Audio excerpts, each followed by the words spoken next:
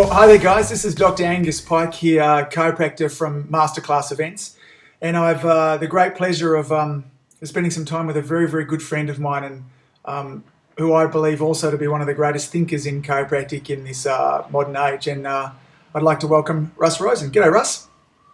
Aloha. Thanks for having me, buddy. A good Hawaiian welcome there too. So perhaps we'll talk a bit about that at some stage.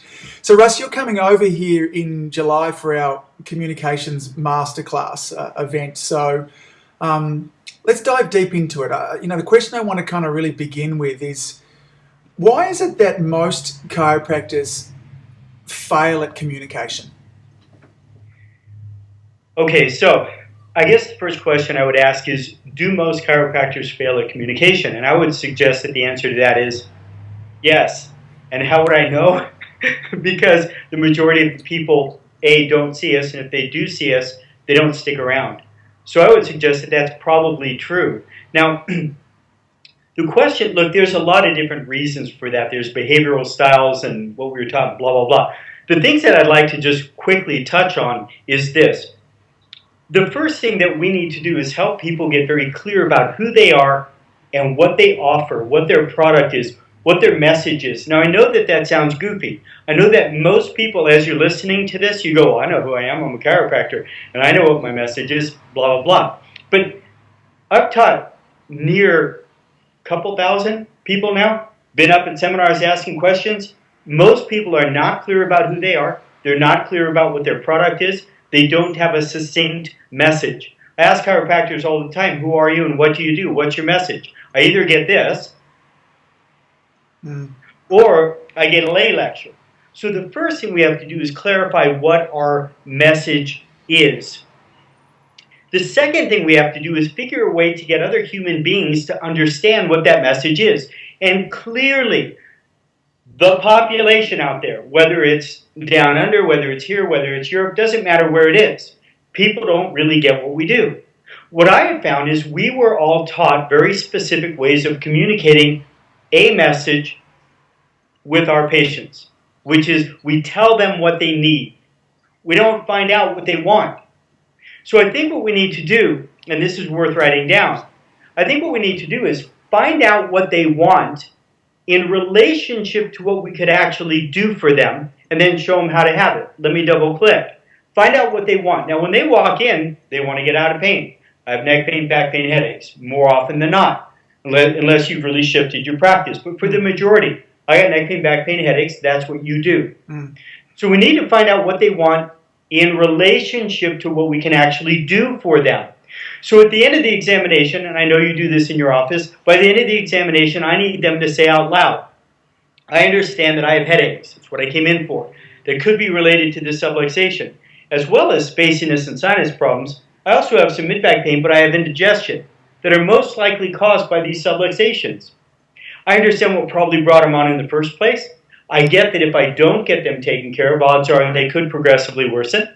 I understand if I can correct them and learn ways not to recreate them, I can most likely feel better and prevent problems in the future and literally reverse the effects of the aging process and have a better life. I understand I have a health problem, not a back problem. I want to get healthy and stay healthy. So if they understood this, so what they want in relationship to what we can actually do for them. So now if they understand, oh, you could help me get healthy and stay healthy, many of them are going to want that. Some won't, but I'm telling you, my experiences with literally thousands of offices, most people, when they get that, they say, wow, I had no idea you could help me in so many ways. I wish the other chiropractor would have told me that. Certainly, I would like that too.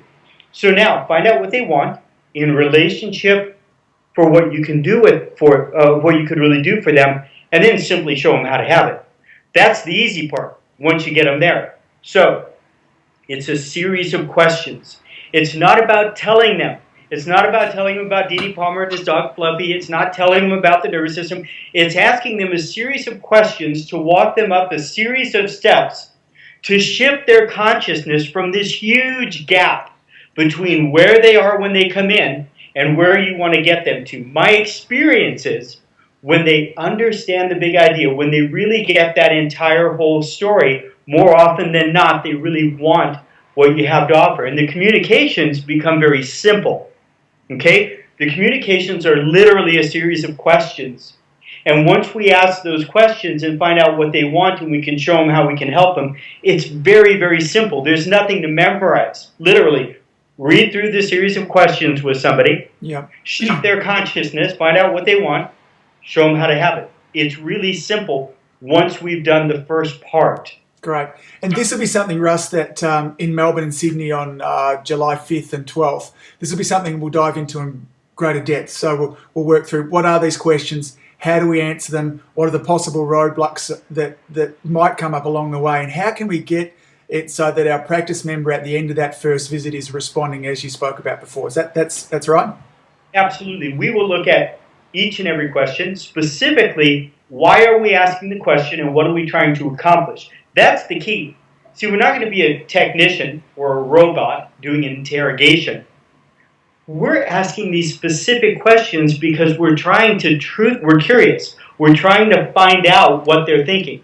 And in the process of asking those Socratic questions, it shifts their consciousness and they think in a different way. The questions work for everyone and they work every time. You may rephrase the question, you might Aussieize the question, right? The question in essence will be the same as long as you know what you're trying to accomplish with that question. Yeah, there's some things that are brilliant about your work, and it's not that there's a specific script that has to be learned. It's understanding the intent behind the question and what we want to ask with them. But there was a big different direction once I started to study your work too, that initial consultation shifted from me wanting to tell them everything that I could do for them.